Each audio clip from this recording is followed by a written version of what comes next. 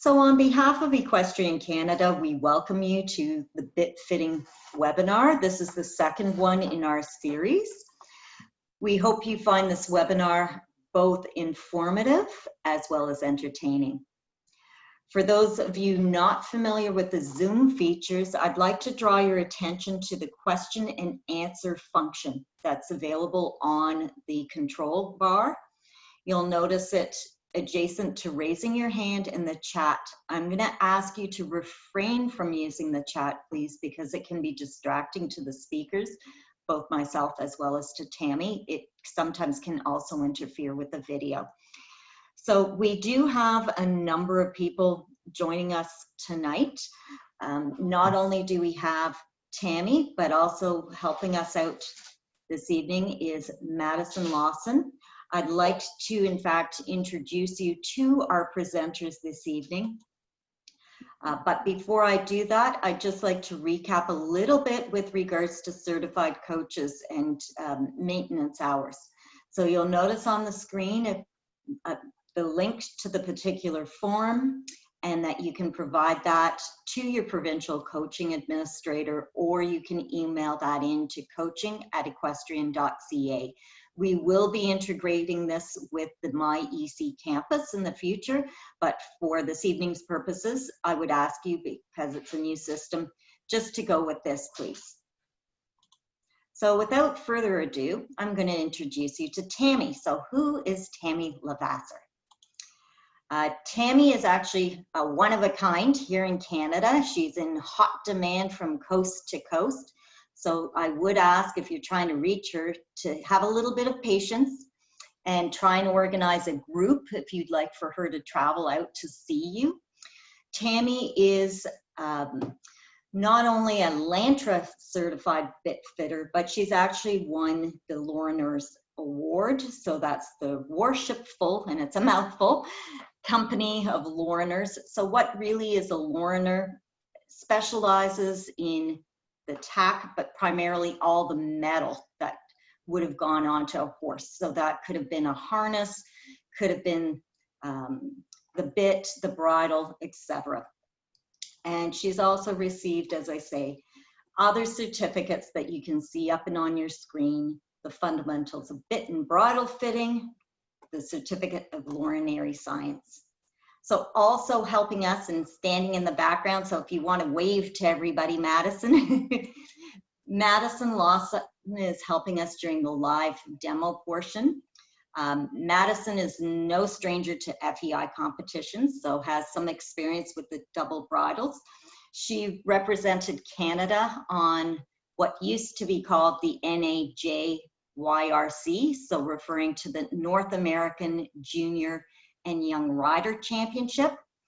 And Madison, correct me if I'm wrong, but you've just returned back to Canada this summer from spending a bit of time over in the UK, where she's received her Bachelor of Science, specifically in equestrian sports science, from the very well-known Hartpury University. While I don't have a bio for her, you will get a chance to meet her, and her name is Asia. She's a 16-year-old mare who will be helping us tonight with all of this bit fitting. So what are we going to cover tonight? We have a long list, and we hope to get to the multitude of questions that you've already posed to us. So I'll talk a little bit about the takeaways. Of course, Tammy will talk about why do we use the double bridle components, the bits, the Bradoon, the curb, theory. I know none of us really like theory, but it's important to know the leverage, the distribution of force, what's basically a class 1 bit and a class 2 bit. If you missed our first session, we actually went into detail on that.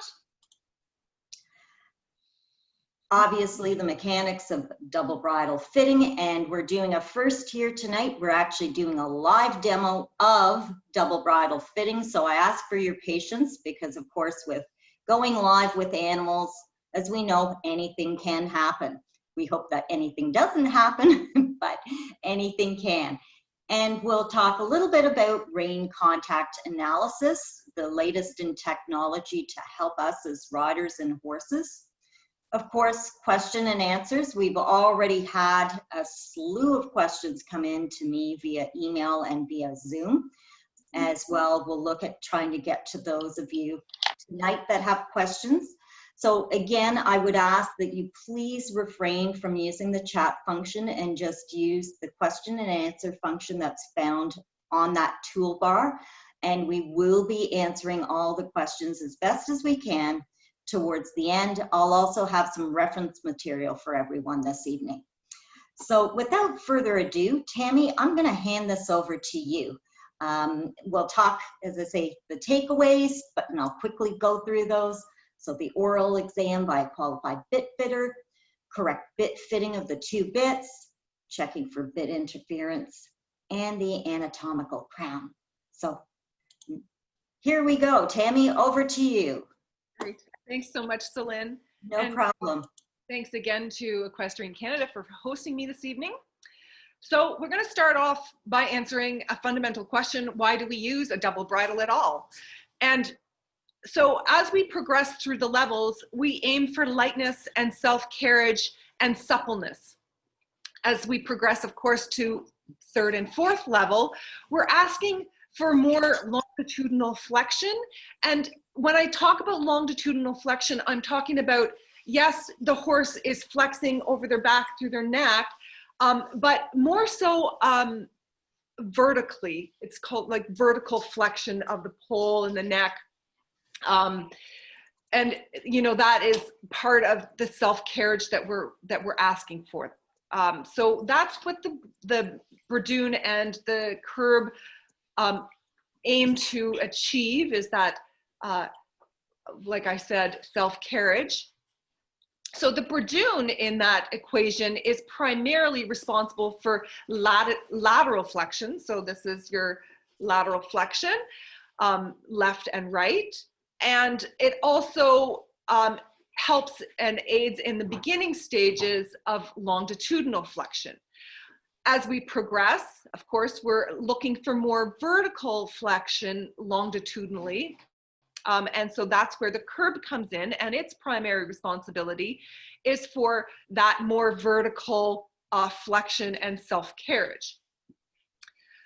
With these two bits in place, you have control of both lateral and longitudinal flexion, and you're able to control the amount of each. So that's where you're talking about adjustability of the frame, right? So with these two bits in place, you're able to control left and right lateral flexion and the vertical longitudinal flexion. And of course, you have more control of the amounts of each of those that you have. So double bridle components, I'm going to just take this hot little number that we have here. So unlike a snaffle, there are two cheek pieces that come down from the crown.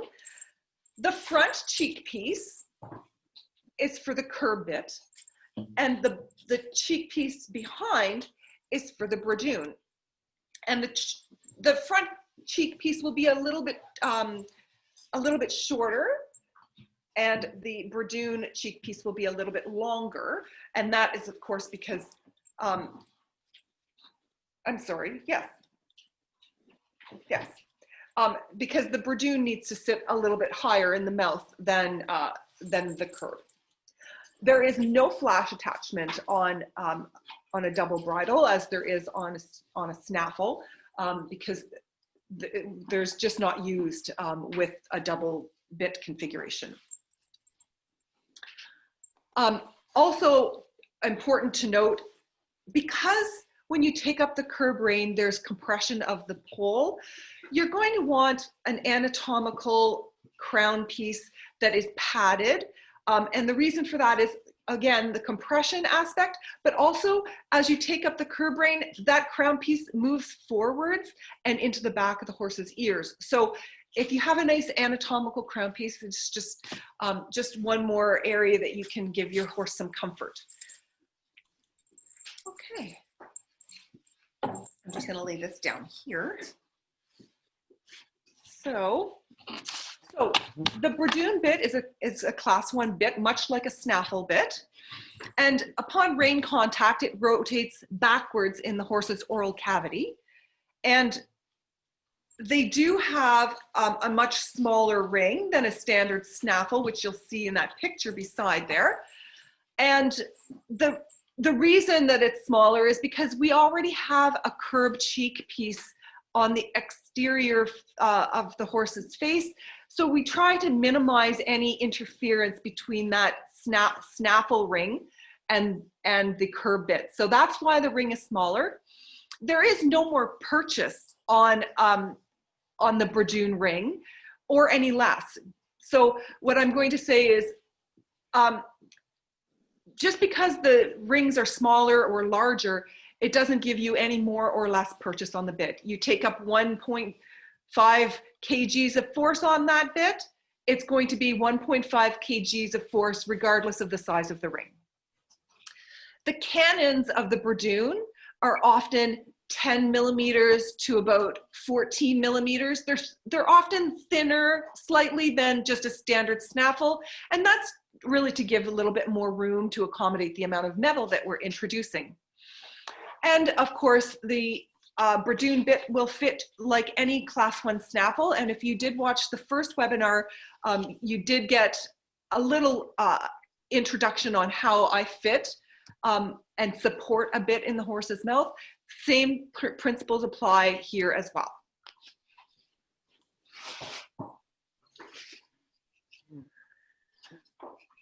So curb bits are class 2 bits, and they rotate forwards in the horse's oral cavity upon rein contact. And of course, they are considered leverage bits. And that is because, again, the rein attaches to a ring that's lower than the mouthpiece. So that creates that leverage. It's also important to consider the amount of space that the horse can accommodate before you introduce a curb, because they can be quite thick, and they can also have a very high port. So knowing the internal structure of your horse's mouth can help you decide which bit or which curb bit is most appropriate. The amplification factor of the curb has to do with the shaft length, and we will go into how we calculate that in a little bit. And again, I was also mentioning that, you know, some of these curb bits have very high ports, and that's a second type of leverage that is being applied. And I'll also go into that a little bit further in the next coming slides.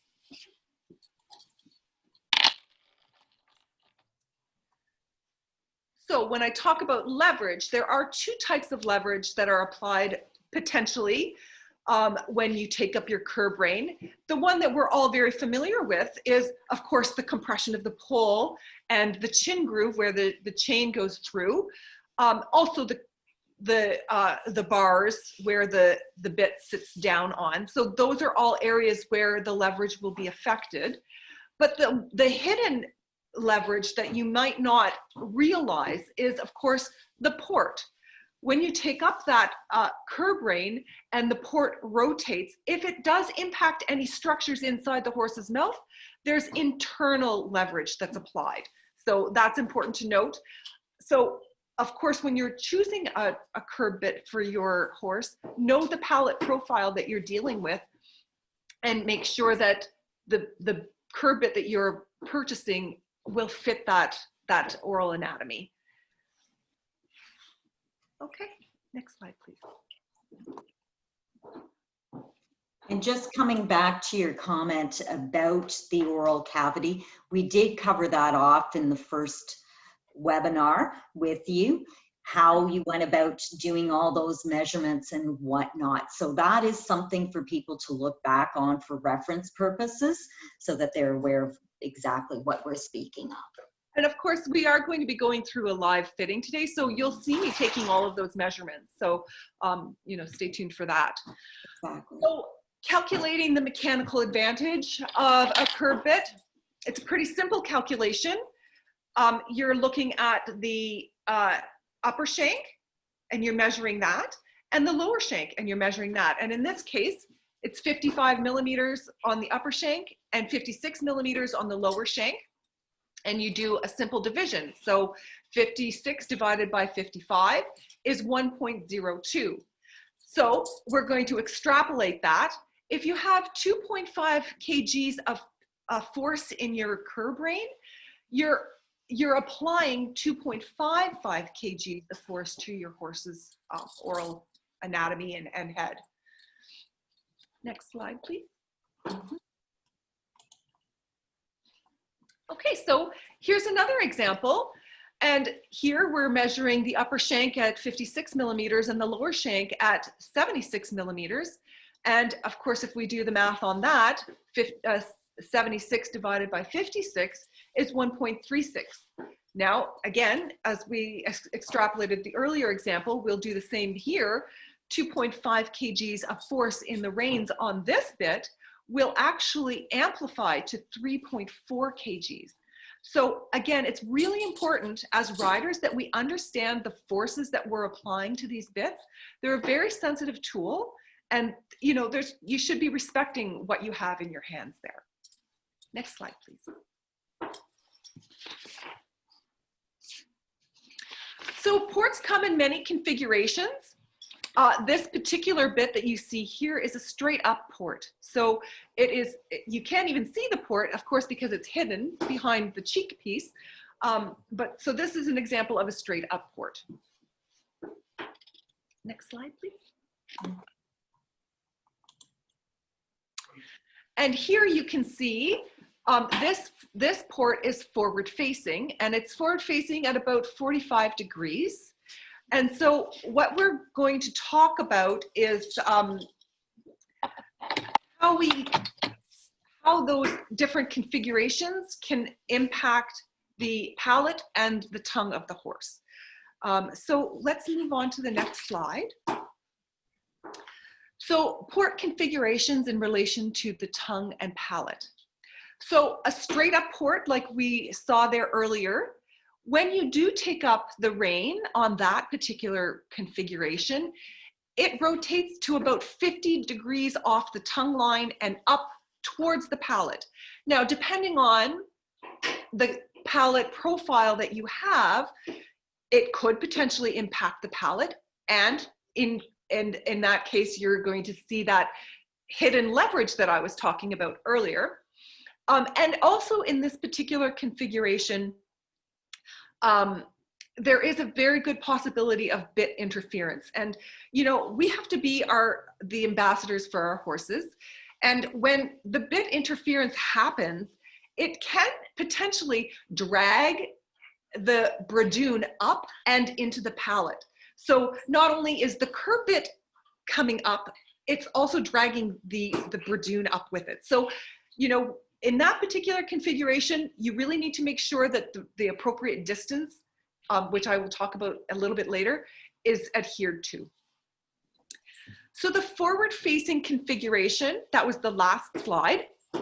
When you take up the curb rein, you'll see almost a 90-degree rotation of that port into the palate. So that is a very good bit for a horse that has a very high palate, lots of space up there, but has a sensitive tongue. So, you know, these bits, there's not like a bad bit, but they're designed for very specific reasons and purposes. In this particular configuration, there's much less chance of bit interference. The backward facing configuration rotates the bit about 5 degrees off the tongue line, and it's really good for horses that have a low palate. Of course, there's always a trade-off, right? So if you're not impacting the palate, there's more pressures on the tongue in this particular situation. So always just choose wisely when you're looking at bits. Make sure you understand your horse's palate profile to make sure that you're selecting the proper one. The height of the port is also significant when you're calculating the amount of palate interference. And how you will measure that is basically you're going to draw an imaginary line. I'll see if I can do this here. An imaginary, oh, where's my camera? Okay, so you're going to draw an imaginary line across the bottom of the bit. Okay, so from there, you're then going to take the measurement to the top of the port and to that imaginary line that you've drawn. And for this particular bit, looks like 2 centimeters. So that's a 2 centimeter port. Okay, next slide, please. Okay, so distribution of forces. I'm actually going to put this bridle away because I've got a bit of a demonstration to do on this slide. So distribution of forces. For a Bradoon, it really has to do with the position of the horse's head. There is no amplification factor on a class 1 bit. So if you take up 2.5 kgs of force, 2.5 kgs of force is going to be applied to your horse's head. But where it is impacting your horse's head will actually depend on the position of your horse's head. So this is going to be my demonstration for today. So if your horse is above the bit and you're galloping down the cross-country field and it's like this, first of all, you've pretty much lost all control at this point, so just hold on, right? So you're galloping down and you really need to take a strong contact in order to affect your horse in this particular scenario. In this scenario, you've got about 90 to 100% of the forces being applied to the commissure of lips, right? But as the horse drops down from this crazy uncontrolled position to, let's say, this position, now you've got about 80 pounds or 80% of the force on the commissure lips and about 20% on the bars and tongue. And again, as they drop down, maybe now 50-50. 50% of the force is being applied to the commissure of lips and 50% to the bars and the tongue. And as they drop into that perfect scenario where they're on the bit, you're going to say about 90% of the forces are being applied to the tongue and the bars. And in this scenario, your rein aids can be an awful lot lighter. They're more responsive. You have more control. So that is how the forces are distributed with a class 1 bit. A class 2 bit, when you take up the curb rein, as we've talked about before, externally, those forces are being applied to the pole. They're being applied to the chin groove. They're also being applied to the tongue and the bars. Not so much to the commissure of lips, because as we know, we've got a Bradoon in there already. So the Bradoon is, is closer to the commissure of lips than the curb would be.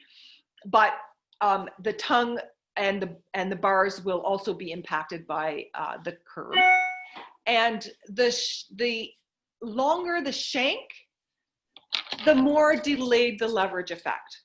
So I will be talking a little bit about that, and maybe I'll mention it now.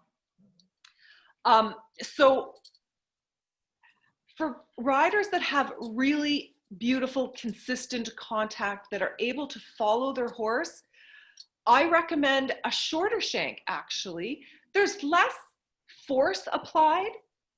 There's less amplification on a shorter shank, but the responsiveness is very quick. With a longer shank, the responsiveness is a lot slower.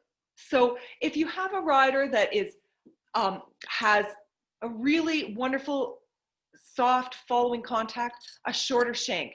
If you have a rider that has very inconsistent contact, there's so much noise going down through the reins that a shorter shank will just be confusing for the horse because they're receiving too much noise through the reins. So in those particular situations, I would recommend a longer shank, as long as they're not too overly heavy in their contact. So it's a fine balance. I just want to make sure that I'm touching all my points here. believe you did. So we'll just move along, I think, to the next one. So the fancy picture now.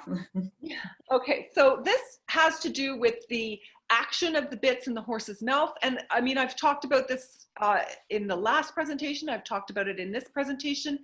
A class 1 bit rotates caudally or backwards in the horse's oral cavity towards the ears, backwards. And upon rein contact, the class 2 bit will rotate rostrally forwards towards their nose. So these 2 bits are actually rotating in opposing directions inside the horse's oral cavity upon rein contact. So I think at that, we are at the point where we are going to do the demo double bridle fit. So as you move your camera over, I'm just going to address one quick question as you do that and spin things around. One of the questions that we'd had came in French earlier. So I'll just quickly say, Jean, vous avez eu une question de la part de les règles pour les morts. So he had a question with regards to the bits and the rules and how rules come about. And in that regard, we closely follow the FEI. Of course, any proposed rule change goes to the National Dressage Committee, and there is a lot of review done with experts in the field, that being the stewards, the judges, etc., before there is a rule change. So just to cover that off, so I'm going to hand this over to our stars here, Madison and Asia, who've been patiently waiting for this part.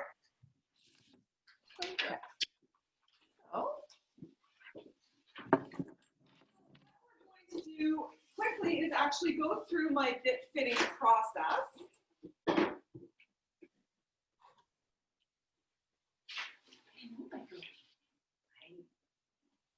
So I'm going to stop the actual slides so that we can maximize on the screen you and Asia. So let me just stop my screen sharing here for a moment.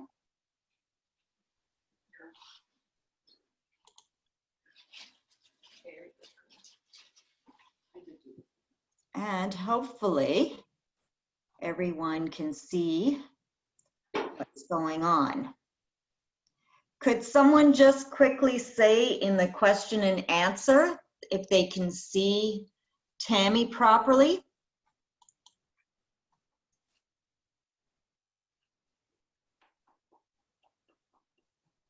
Okay, so we are not getting you coming through, so I'm going to go back.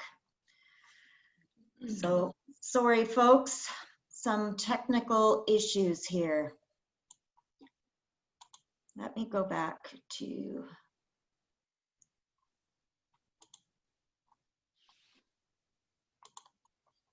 okay, let's see if we can get you chatting up. Can people see Tammy again here, please? Is it too small, maybe? Yeah, black screen, nope. Go back and we can click on the video screen ourselves.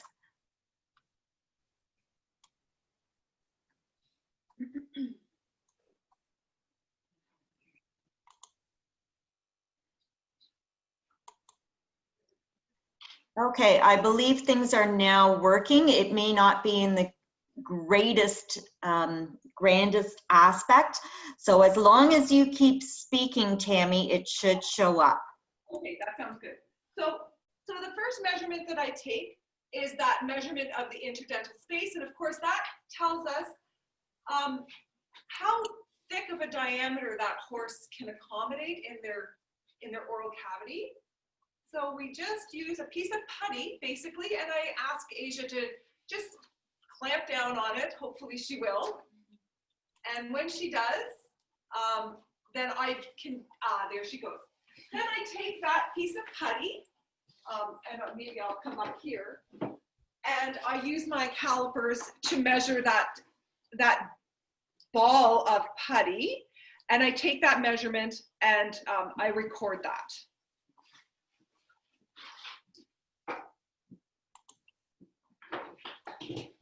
So then I also look at the pallet profile, and I think it's important to note, there was a study done in the UK many years ago, and they looked at, I believe it was 72 cadavers, and they measured, you know, all of the pertinent points inside the horse's oral cavity. And what they came away with was that the palatine arch height, the average, is 16 millimeters. That's the average. Now, you know, there was some that were much lower. I think they said that the lowest was 9 millimeters, and the highest that they found was 25, I believe. So I use the average. Oh, I'm gonna step in front of that light. I use the average as 16 millimeters. So when I go and I feel a pallet profile, and I say that is a normal pallet, that's about the reading that I'm looking at, is approximately 16 millimeters. If I say that horse has plenty of space up there, to be honest, I'm thinking it's more touching the 30 millimeter mark. That's when I say, wow, that horse has a lot of space in there. If you hear me say that, that's because they've got lots of space up there. And of course, if I say, you know, very shallow, you're looking at like 9 millimeters or, you know, yeah, so quite narrow. So I basically just go and I stick my hand in and I give it a good feel. Good girl. What a good girl. And so, and of course, whatever I feel up there, I record, and then that will drive my bidding selection.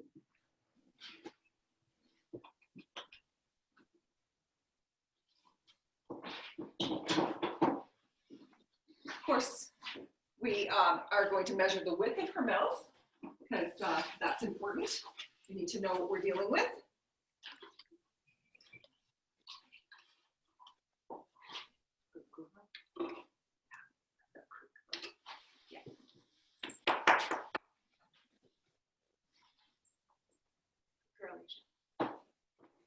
And, I also look at the smile, and the smile is from the muzzle to the commissure of lips. And that tells me, like, I look at where it is, I look inside the oral cavity, because that's where the bit will be sitting, and, you know, is there anything in there that it's going to be impacting? If they've got a really long smile, you might be looking at impacting their premolars.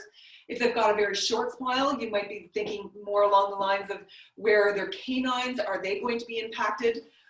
So, you know, I look at that, and she's got a very normal smile.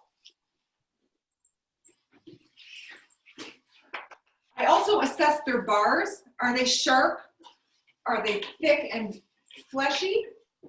And I'm also looking for bit-related injuries. So am I finding bone spurs? That sort of thing.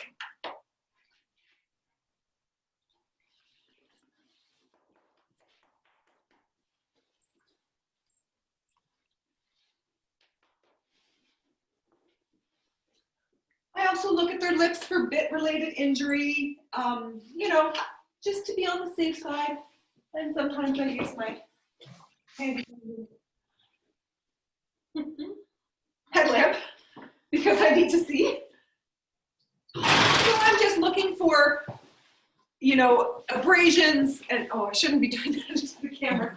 I'm looking for abrasions and that sort of thing. I also look at the tongue to see if I see any abrasions or marks on their tongue. That all looks normal. And then I do a basic assessment of the head. I'm really looking for asymmetries that might affect bridle fit, and also anything that looks like maybe it would be like a sagging nostril or a sagging eye. Those types of things would indicate possible nerve damage. I'm not a vet, but if I see those things, I will point them out. So.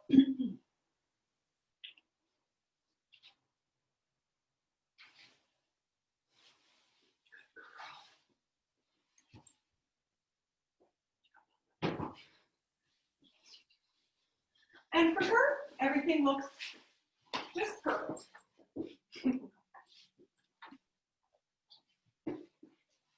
So then I go, so that's the entire like assessment of Asia. And so what I would then look at is their current bits, what they currently are using. I do all of the measurements of those. So I look at the width of the bit, I look at the diameter, I compare that to what I found in the oral anatomy. Is that bit appropriate? So in this particular case, we're going to skip that part because we're going to go on and fit the double in this particular situation. So we have a double here.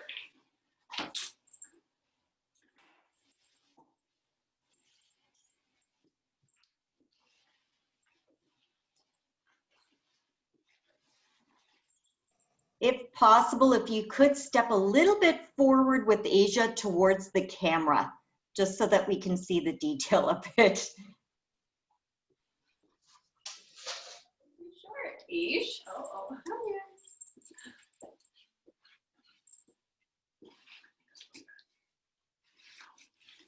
good girl. Oh, you're too tall, baby girl. Oh, Asia. You did this perfectly. 2 minutes. Ish. Do you want me to try? Yeah, I'm too short. Asia. And as we say, sometimes with animals, especially Asia's been very patient in standing so far. There we go. Okay.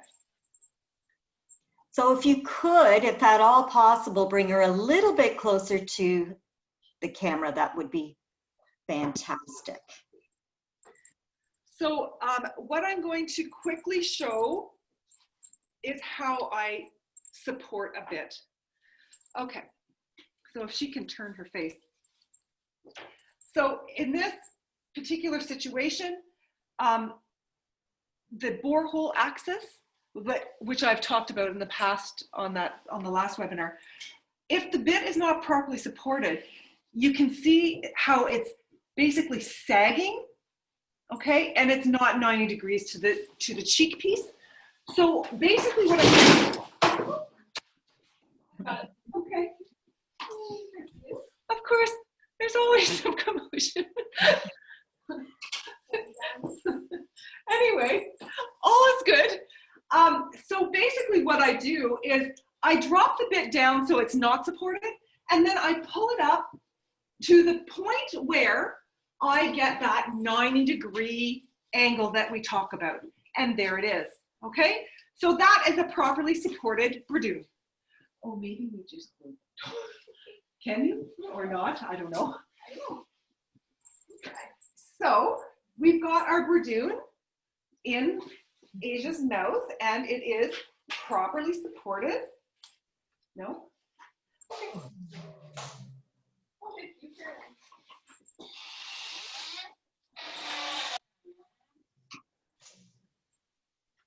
So we're going to do up the nose band. And how you fit the curb is it is fitted in relation to a properly fitted Bradoon. Back up. That's perfect, thank you. Sorry, it was just getting a little too close. Yeah. Can you do up the throat latch here, and then I'm going to grab the Bradoon.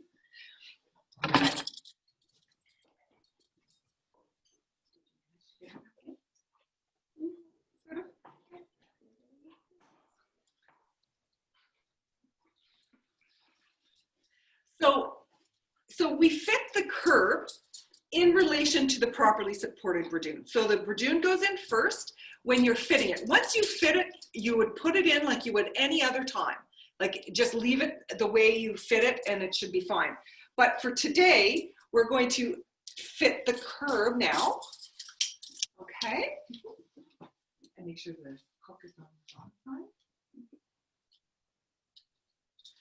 And the rule is you should be able to fit a finger between the two mouthpieces. And that's an important rule, because if the gap is too large, then they can slide their tongue between the two bits, and that is not a good scenario. If it's too narrow, it can cause pinching and interference. So it's an important gap. I would say it's about 15 millimeters between the two bits. That's kind of what you're going for. What a good girl. Very good girlish. Yeah. And I'm starting to feel like that is actually not looking supported any longer. So I'm going to take that up one. The Bradoon. Okay.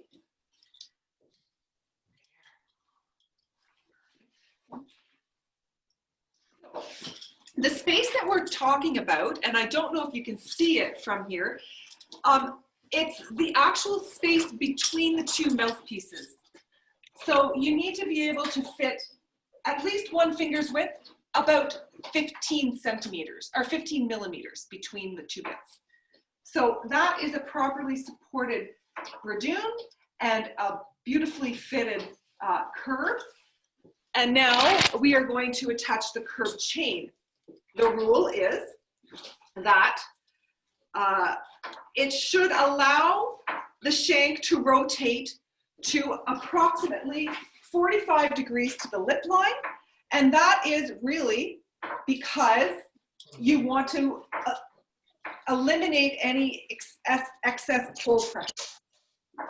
So when you take it up, obviously right now it's way too loose, because that is actually 90 degrees to her lip line. We don't want it to go that far. So we're going to back this off. We want to make sure that it's properly fitted. So we're going to add an extra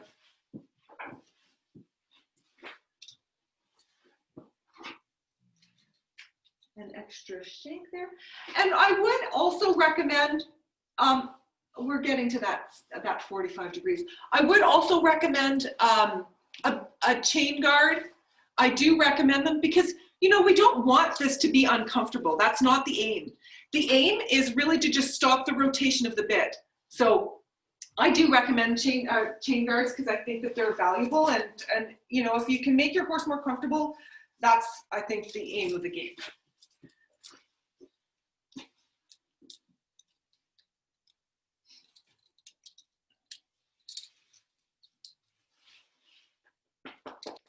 Good girl.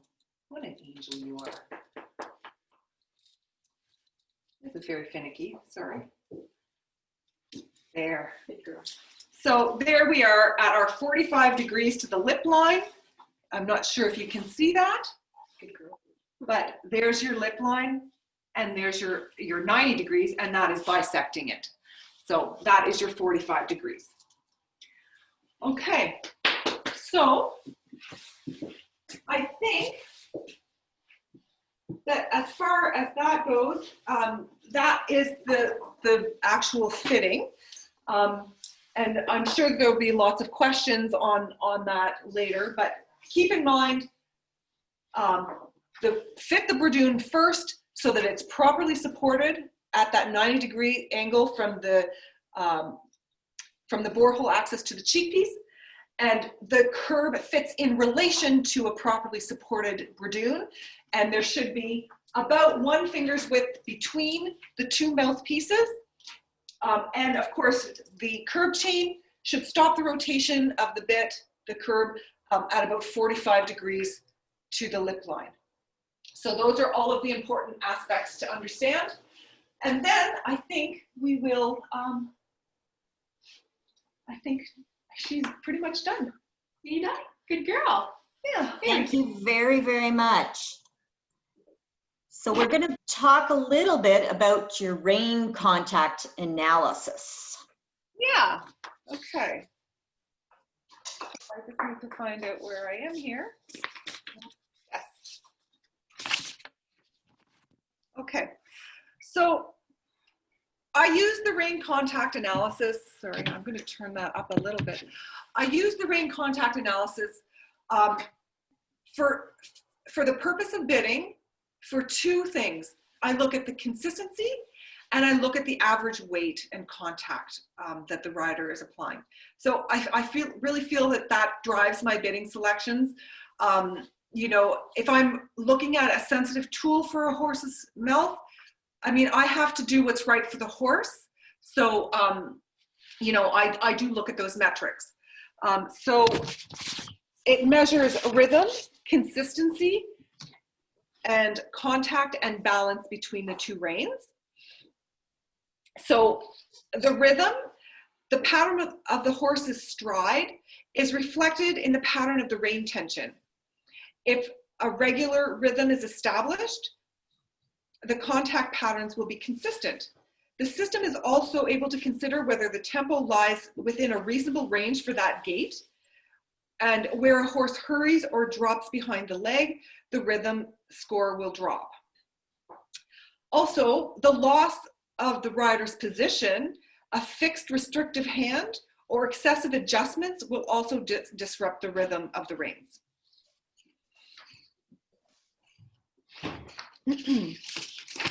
So consistency.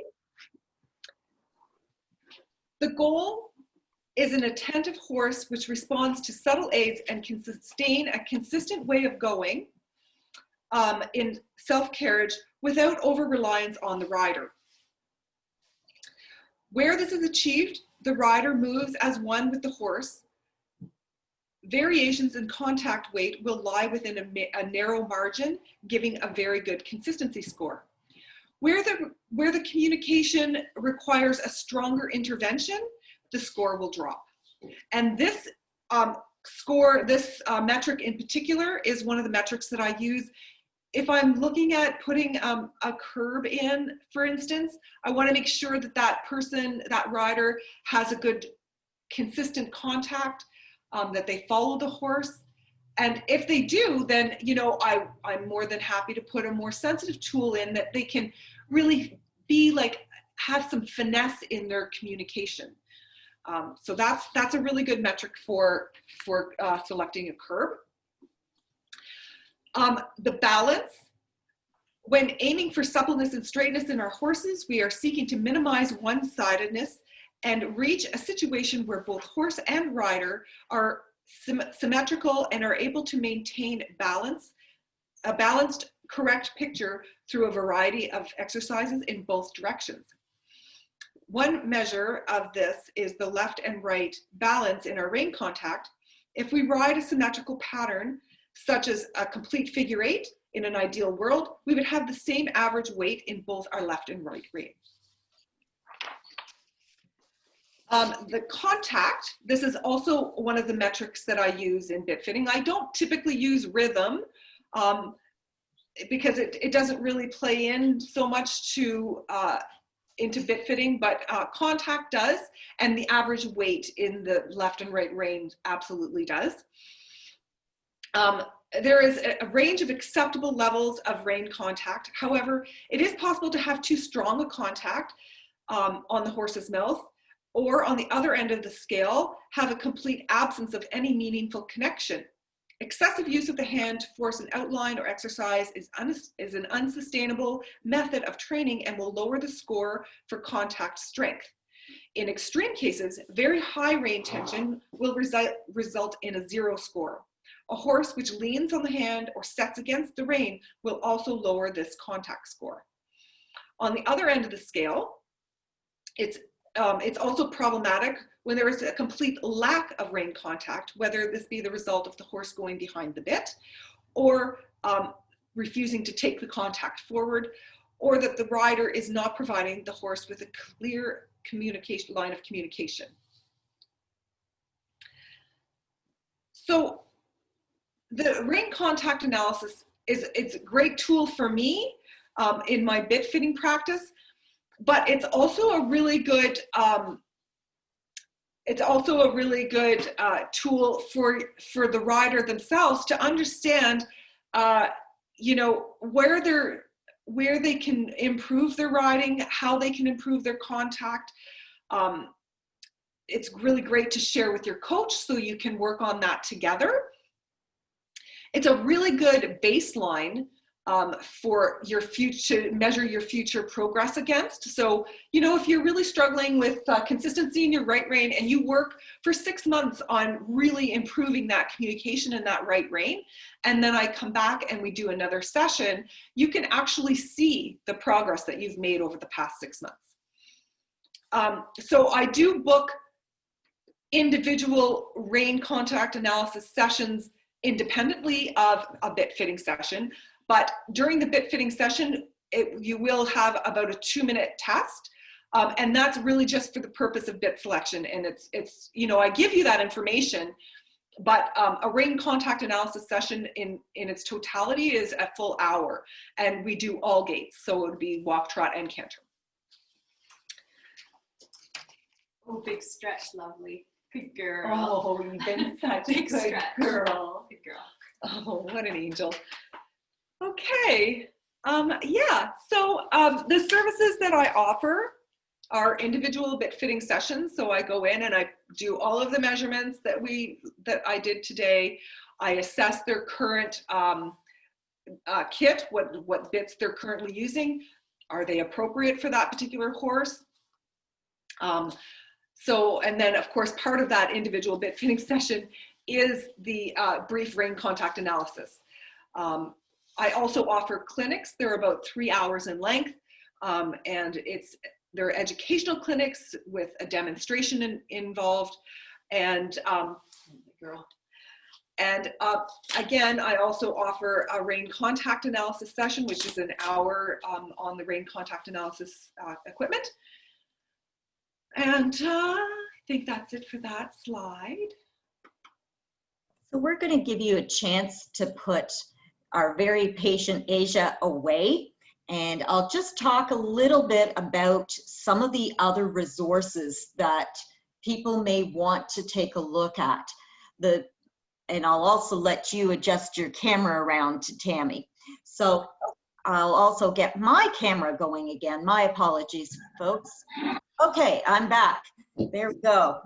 So other resources that one should be made aware of is the rule book. Really, the rule book is your guide as to what is permissible and what is not. As a rider, it's your responsibility to be well aware of those rules. I've put the links here, so when this goes up and onto YouTube, you'll be able to actually take a look and grab those links from here. So there are very specific rules in section E. So where do you find these darn rules? I know everybody likes to call me up and say, where am I going to find this on the website? So I'm going to tell you where you're going to be able to find it. So if you go to equestrian.ca, look underneath programs and services, there you will see the lists of rules, and they're all put into various segments. So section E is the dressage section. As for the very specific notations with regards to bridles and saddlery and equipment, you can take a look at Article E 4.2. Instead of having to reduplicate all the information, we actually are very close to the USEF Annex A. So if there's a question on tack and equipment, we often refer to that. As I said at the very, well, not at the very beginning, but as we were transitioning to our live session, in the sense of the bit fitting here for the double bridle, we follow the FEI with regards to their rules. And then in turn, obviously that's applied across the board too. So, and diagrams, they're really useful to take a look at 4.3. So as I say, the ones that are pictured in the rule book, you'll find there. I'll just skim over these because I know you're anxious to get to questions. So I've mentioned about video. All of the sessions that we do, the webinar sessions, we do post them on our YouTube channel. So if you do go to YouTube, and I have that up and on the screen, take a look at the Equestrian Canada channel. Where would you find the videos? We haven't hidden them. They are there once they're available. So for example, tonight's session will probably be about 2 weeks before it's posted to the YouTube channel. So as I've indicated with that bright arrow, just click on videos and you'll be able to scroll through and find this particular session. I should note that tonight's episode is free of charge. Looking at it in the future on YouTube, it is also free of charge. So we do have quite a few questions that have been submitted in advance. And I'd ask for those of you in attendance to please use the question and answer function, and I'll get to those as quickly as I'm able. We had a number of questions, and I've sort of tried to group them by subject. Those being on double bridles and curbs, we'll start with that. So what are your go-to double bridle bits for a horse who's new to them? And best double bits for a horse that might get heavy? That question is from Megan. Well, I mean, so if a horse is heavy, you have to ask yourself whether the double bridle is, if you're there yet, I would suggest. But, you know, also it's always about, like I've said in the past, assessing the palate profile and the interdental space. I do tend to think, you know, for a first curb, I would tend to go with a straighter bar than anything with a port, especially if you're not having a fitting done. Stay away from the ports until you have a fitting session done and you can understand the palate profile that you're dealing with.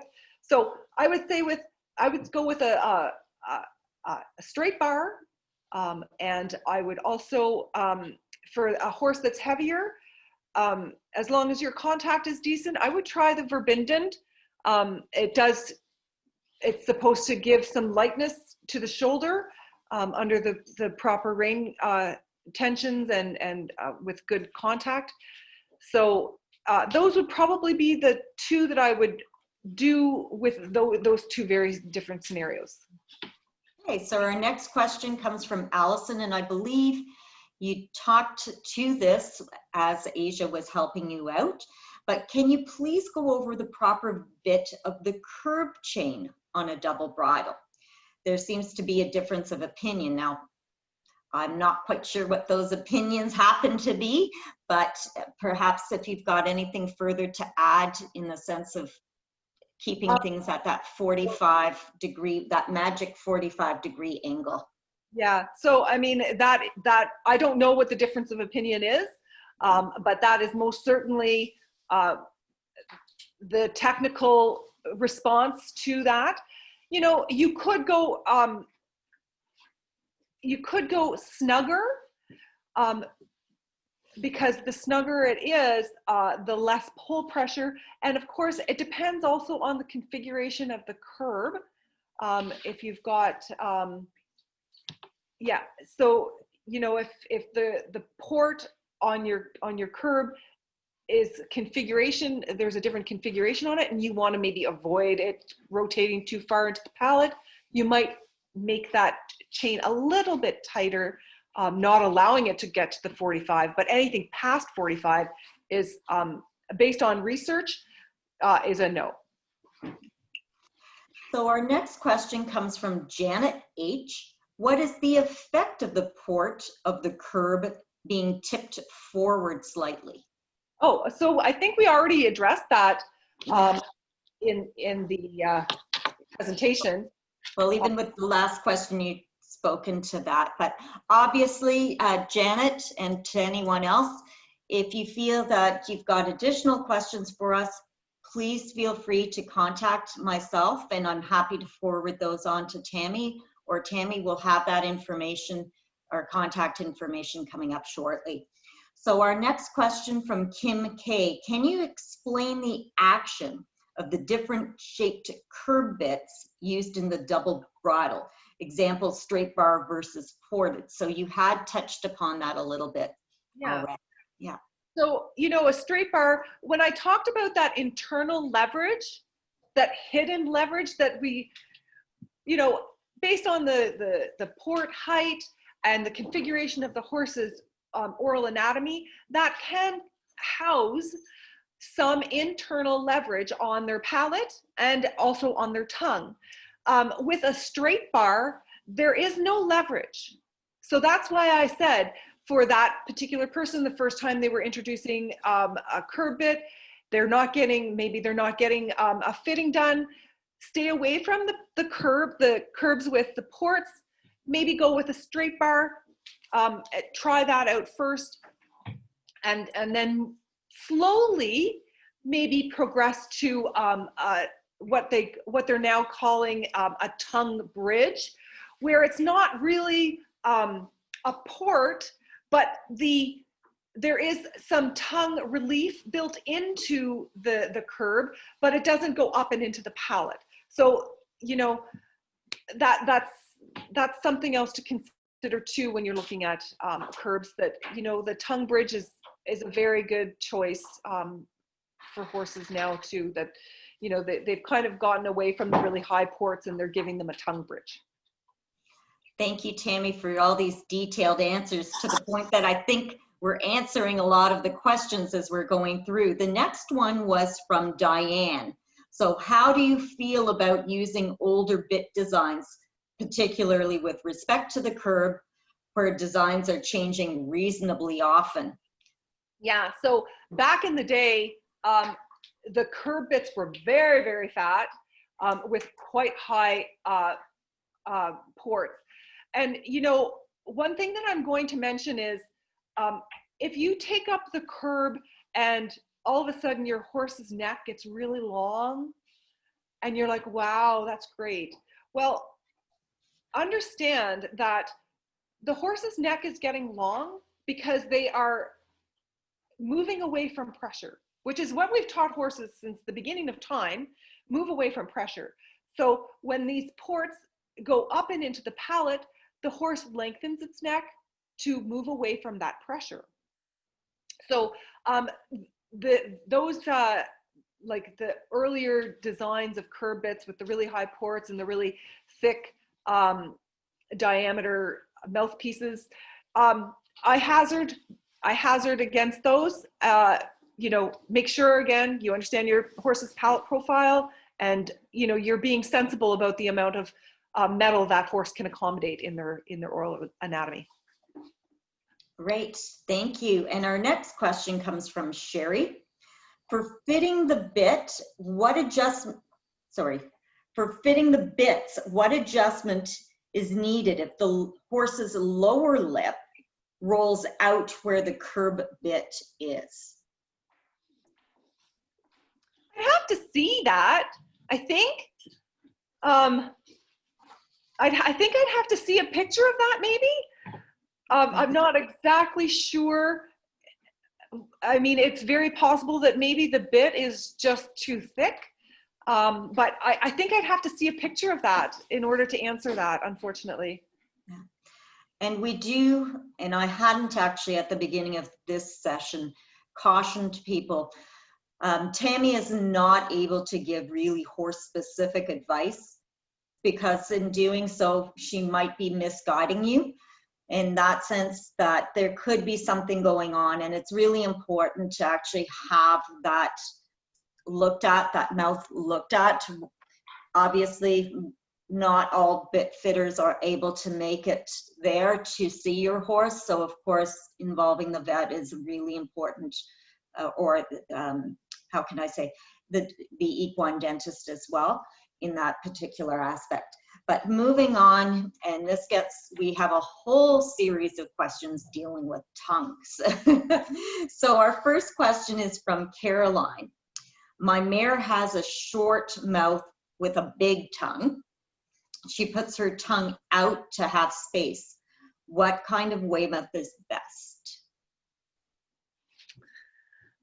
And I know I just finished prefixing this with. Yeah, but I think I'm going to answer that. And what I'm going to say is, if that mare has a lot of space in their palate, utilize that space and give them some room for their tongue. So like I mentioned earlier, that tongue bridge, that might be an option for you.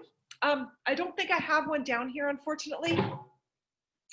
But in general, the tongue bridge is, it has a very slight I'm going to say port, but that's not even really the right term. It has a very slight port, bit of a concave profile, but underneath it uses more of the space inside the bit and gives them more relief on their tongue. That might be an option for that particular horse, but if they've got plenty of space up in their palate, use that space and make their tongue more comfortable.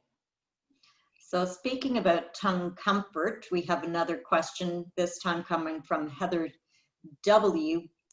Possible reasons that a horse would take his tongue and push it against the bits in the double bridle. You know, I kind of wonder if maybe there might be some interference going on there. Make sure that you really look at that space between the two bits. I said about 15 millimeters, but I do use my finger on both sides to make sure that that space is adhered to. It's an important space. Either you know, if it's too wide, that they can get their tongue stuck between the two bits. Not good. And also, if they're too narrow, that bit interference and the tongue pinching is a definite possibility. So I would look at that not the interdental space. I would look at that space between the Bradoon and the curb to see that it's proper. Okay, our next question from Martha, as we keep rolling along with all these questions. Thank you, everyone. Martha's question is, I'm interested in bit recommendations for horses that hang their tongues that might alleviate the need for a snug noseband. And I'll note that she says snug noseband, not flash. Okay, so snug nosebands, we have a rule, and it is the 2-finger rule. And I'm just going to, oh, thank you, Madison. When I go out bit fitting, I take this handy dandy measurement tool, and it will tell me whether your noseband is too snug. I always feel that when we snug down our nosebands and our flashes, that we're giving our horses something to fight against. And I don't really feel like that's the direction that we want to go in. So first of all, loosen off your noseband. If the horse is uncomfortable and sticking his tongue out, you should look at the diameter of your bit and the amount of space that that horse has to accommodate that thickness of metal. So moving on to the next question, which actually goes back to an answer that you did on one of our questions. Sophie would like to hear more about the verbinden bit. Is it possible for a horse to get its tongue over that bit? I mean, horses have all kinds of behaviors. So for sure, I mean, I don't think that there's a bit made that a horse can't get their tongue over. But what you want to do is provide a comfortable zone for them to keep their tongue under the bit. So that's, you know, instead of eliminating the possibility of them getting it over the bit, give them a comfortable zone to keep it under the bit. So I believe you've answered Joanne's question, and hers was, are there any bits for horses who put their tongue over the bits? So again, I guess that would depend upon if that's a fitting issue or a behavior or quite what. So the turtle top, and I also believe the turtle tactile, both of those bits do claim to sit further back in the horse's oral cavity and make it more challenging, let's say, for them to get their tongue over the bit. Thank you. So our next two questions are with regards to bit fitting, tension and adjustment.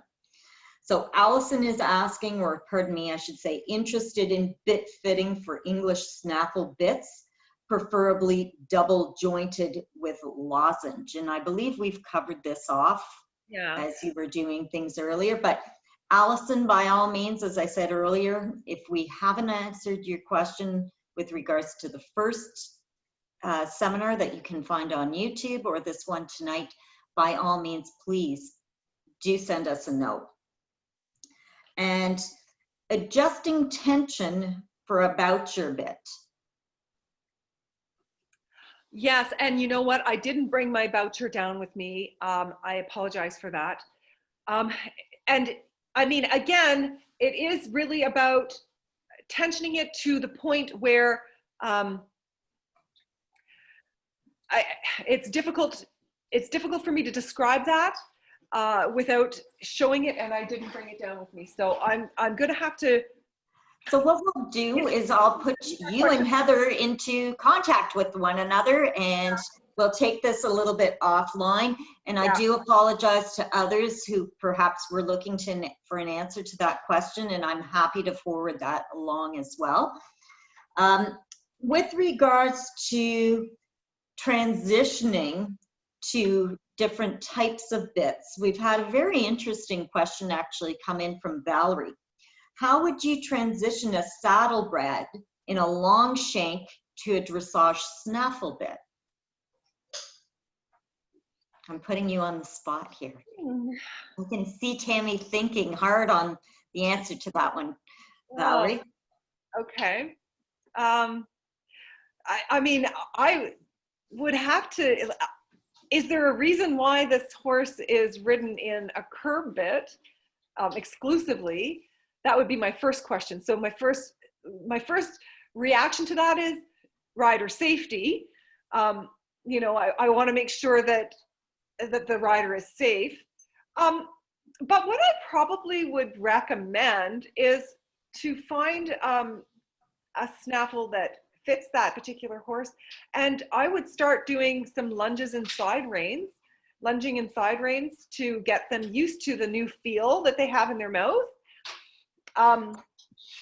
That's how I would transition them. But as far as bit selection goes, I mean, there is no bit that transitions a horse from a straight curb to a snaffle. There's no like middle ground, let's say. I would certainly start on the lunge line in side reins to just make sure that things are safe.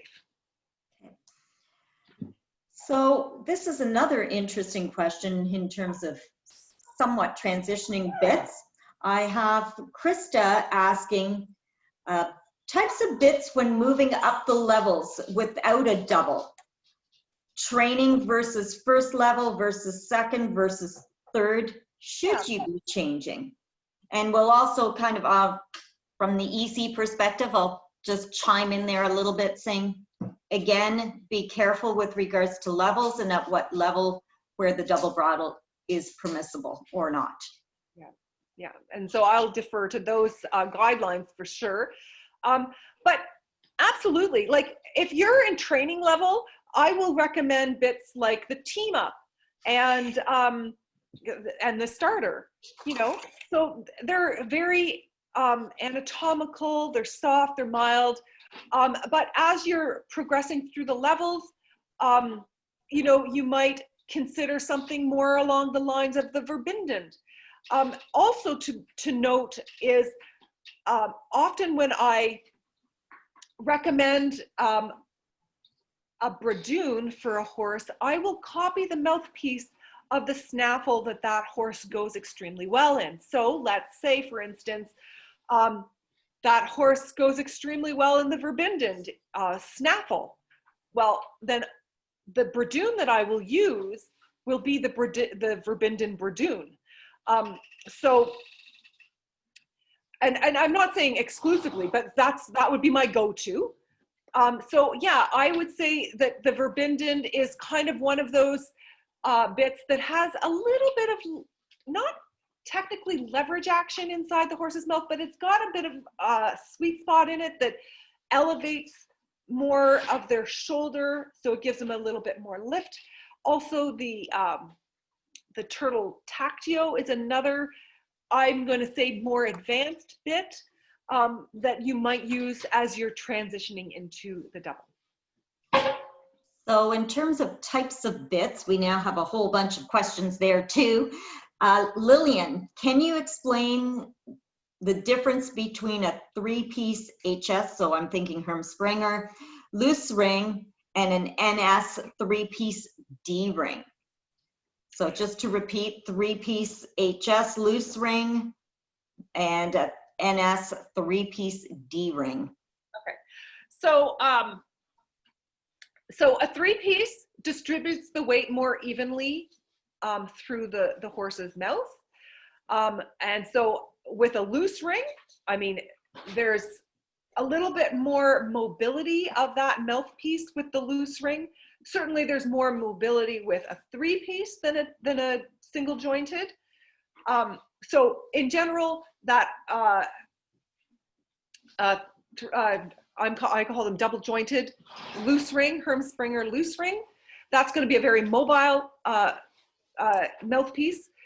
And the single jointed D ring, D rings you will often use for a little bit of, I'm going to call it lateral stability. That's the term that I use. The mouthpiece will be a little bit more rigid. It won't be as mobile based on the cheek piece and also based on the fact that it's a single jointed. And I think that those are the two main differences. Thank you. So we have the next question about using flashes for bit stability. Could you comment on that? Yeah, so, you know, I think I did touch on this in the first webinar. And what I'm going to say is, yes, the reason that the flash was introduced was to stabilize the bit. But let's be honest, if you have properly supported your bit in the bridle, then that piece of flash, it doesn't really add anything to it.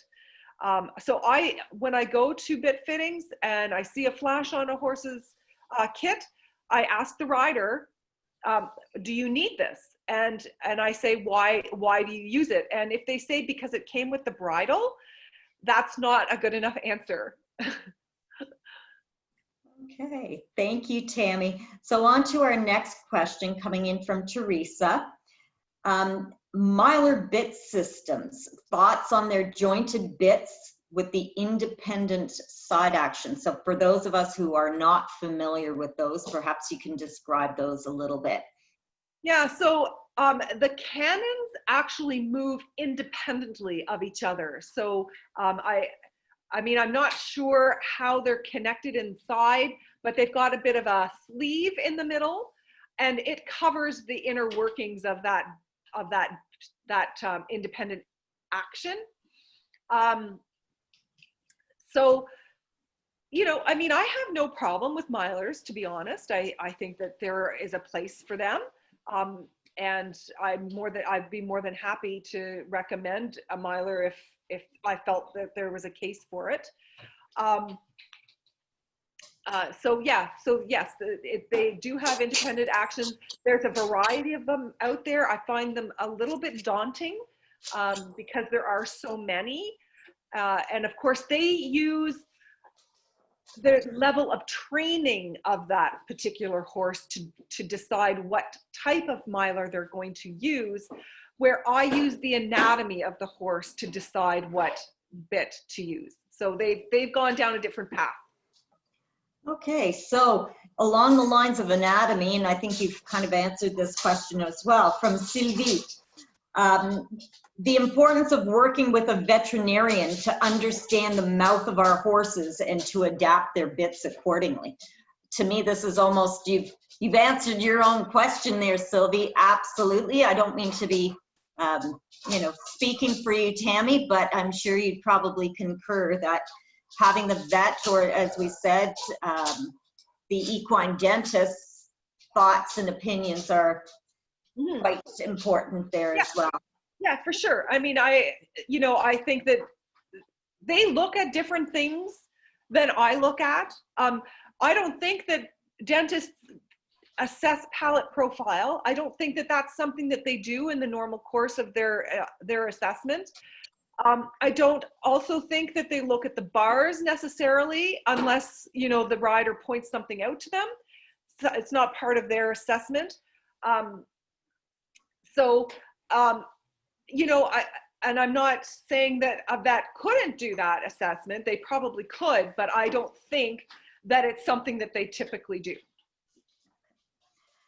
So I have a question coming in from Helen, and we had somewhat touched upon this in the first session, but is head tossing a symptom of a poorly fitted bit or an incompatible bit? Yeah, for sure, it could be. Definitely. Okay. So I have a slew of questions that have come in via the question and answer function here.